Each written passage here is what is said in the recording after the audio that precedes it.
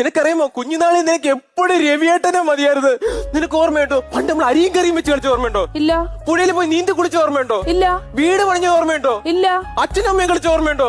അത് അറിവില്ലാത്ത പ്രായത്തിലല്ലേ. അത് നിനക്ക്, പക്ഷെ എനിക്ക് ചിലതൊക്കെ അറിയായിരുന്നു. പട്ടി. അന്ന് നിനക്ക് ഞാൻ കളിമണ്ണിൽ വീട് വെച്ച് തരുമായിരുന്നു.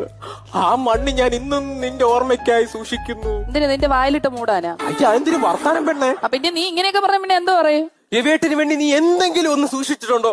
രവിയേട്ട ഇപ്പൊ എന്താ പറഞ്ഞേ?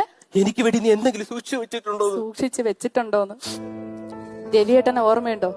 പണ്ട് നമ്മുടെ കുട്ടിക്കാലത്ത് രവിയേട്ടൻ ഞാനുമായിട്ട് കളിച്ചോണ്ടിരുന്ന സമയത്ത് രവിയേട്ടൻ എന്റെ അടുത്ത് ഒരു കുട്ടി കുറുമ്പ് കാണിച്ച്.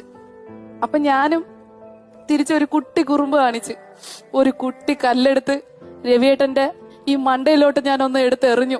ഓർമ്മയുണ്ടോ? കുട്ടിക്കല്ലല്ല, ഹോളോ ബ്രിക്സ്. ഓർമ്മയുണ്ടോ? പിന്നെ മണ്ടമുളക്കെ അടിച്ചിട്ട് അവള് ചോദിക്കണോ ഓർമ്മയുണ്ടോ? നിനക്കറിയാം